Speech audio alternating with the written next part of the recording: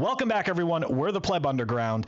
Yesterday evening, saw a tweet come out of Greenpeace attacking Bitcoin's proof of work once again, and I figured, you know what?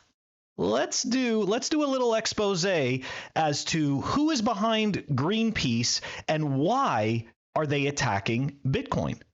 Never forget, Bitcoin is completely transparent. It is a transparent digital ledger that anybody can examine at any time. Greenpeace is a quote-unquote non-profit organization, and they are not so transparent. So let's go take a look at who's behind Greenpeace and maybe why they would be attacking Bitcoin. Okay, we are going to dive into a little bit more background information because Greenpeace USA in the last 6 months has decided to attack Bitcoin. So you know what? Let's find out why they're attacking Bitcoin so much.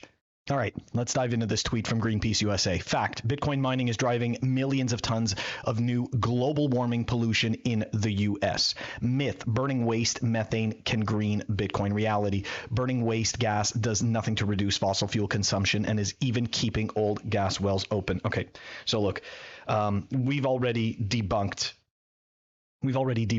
the energy issue with Bitcoin. Indeed, Bitcoin does use a lot of energy, and the debate goes on as to whether or not we feel that we're getting value out of that energy use. Now, if you ask me, a censorship-resistant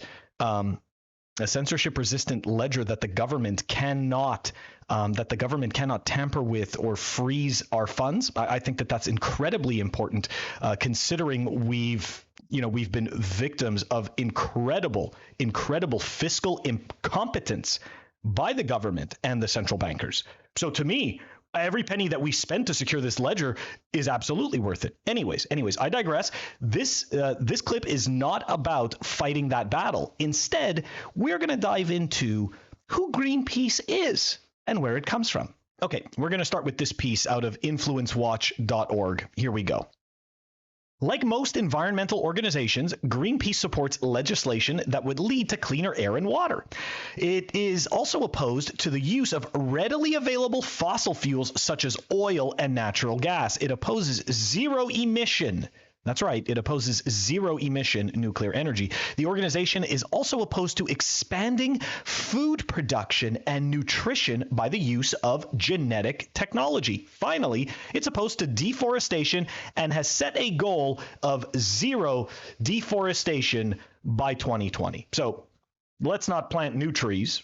Right. Let's just stop everybody from using the old trees. And again, I mean, obviously, we're not going to sit there and just pick on the trees. The reality is that these groups are seeming more and more like essentially part of this tyrannical force that wants us to be huddled in these powerless caves, eating sludge and being extremely low energy, but most importantly, being obedient. We need to be obedient, okay? Obedience is much more important than morality. Anyways, I digress. Let's continue on with Greenpeace. Now, let's dive into Greenpeace's funding, right? Who is funding Greenpeace USA? Greenpeace claims it doesn't receive funding from corporations or governments. Instead, it relies on donations from foundations and individuals. Very interesting. So essentially, a corporation can simply just donate to a foundation that will automatically donate to Greenpeace. And this way, it can kind of hide that the government or the corporation has made that donation. Anyways, I am sure that's just my tinfoil hat.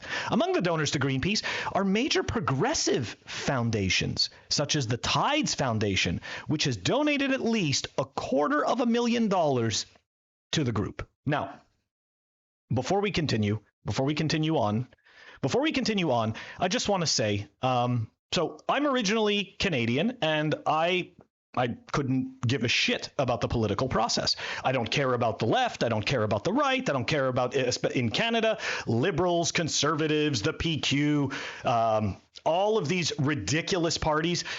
All of it is bullshit. The very fact that we vote in any of this is what gives that structure its power. Since we play the game, we are empowering the game. Anyways, my point is, I don't give a shit where it comes from. Left, right, center, progressive. I don't care what you call yourself. It makes no difference. What it is a group trying to impose their authority. Make no mistake. Right now, we have the Democrats in power. They are imposing their authority. After the next election, they may still be in power and they may still impose their authority. If they are not in power and the Republicans come in, they will impose their authority. Make no mistake, this has nothing to do with any of this, okay? We're just sheep. Anyways, let's go back out of the tinfoil hat moment, back to, let's find out about the Tides Foundation, because the Tides Foundation appears to be one of the biggest donors to Greenpeace. So let's find out who the Tides Foundation is. The Tides Foundation is a major center-left grant-making organization and a major pass-through funder to numerous left-leaning nonprofits. The San Francisco, California-based 501c nonprofit was founded in 1976 by Drummond Pike, a professional political activist. Who's Drummond Pike? Who does he know? Who's he friends with? Anyways, let's dive in. All right, we saw that Drummond Pike started the Tides Foundation. One of the biggest donors to Greenpeace USA, as we saw previously, this group had donated $250,000 to Greenpeace USA. Let's find out about the Tides Foundation. The Tides Foundation is a major center-left grant-making organization and a major pass-through founder to numerous left-leaning nonprofits. The San Francisco, California-based 501c nonprofit was founded in 1976 by Drummond Pike, a professional political activist. We're going to dive into who Drummond Pike is. The Tides Foundation is controlled by the Tides Network, a separate 501c nonprofit that acts as coordinating entity for multiple nonprofits in the Tides Nexus, a catch-all for the numerous organizations operating under the Tides umbrella. Let's dive into who Tides Nexus is. It's very interesting how it's all intertwined, all hiding the money and the people and making sure that no one can quite figure out what's happening. Interesting. Anyways, here we go. The Tides Nexus is a collection of related left-of-center grant-making, fiscal sponsorship, and advocacy nonprofits headquartered in San Francisco, California.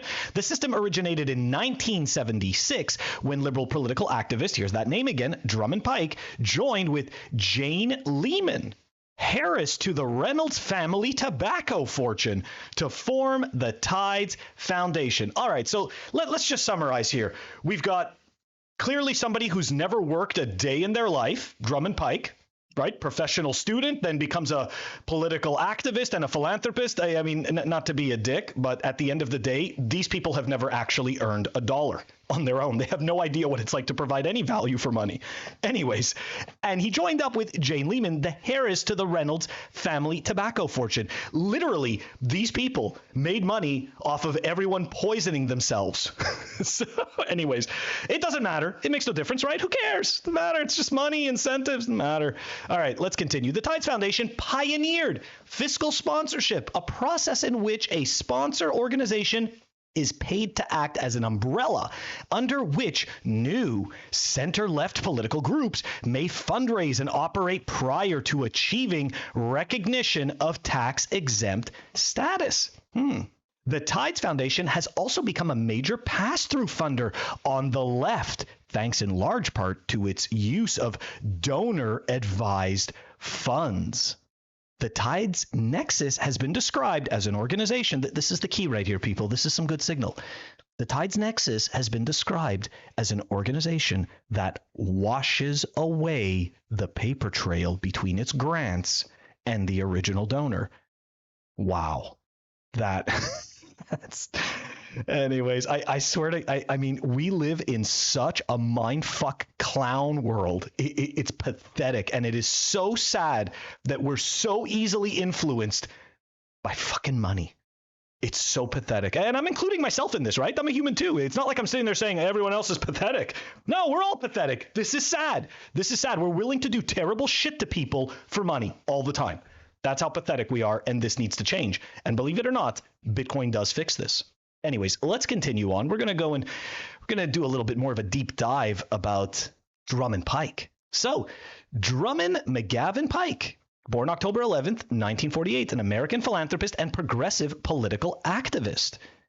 Okay, he currently serves as the principal at Equilibrium Capital Group. We're going to go back to Equilibrium Capital Group in a second. Let's just continue on here with Pike's history. Pike studied political science at the University of California, Santa Cruz, and became involved in the anti-war movement in the late 1960s. Okay, so everybody guessed it, right? He's a boomer. Not that that makes a difference, but this is absolutely hilarious because these people were standing up against the war, and here he is advocating for a low energy slavery future. Okay? He's advocating for a future of low energy, a future of eating bugs, a future of tracking everything we do. Anyways, all right, let's go back to this. In 1975, Pike co-founded a youth project in Washington, D.C., serving as its associate director. Okay, so at this point, he's like 27 years old. Okay?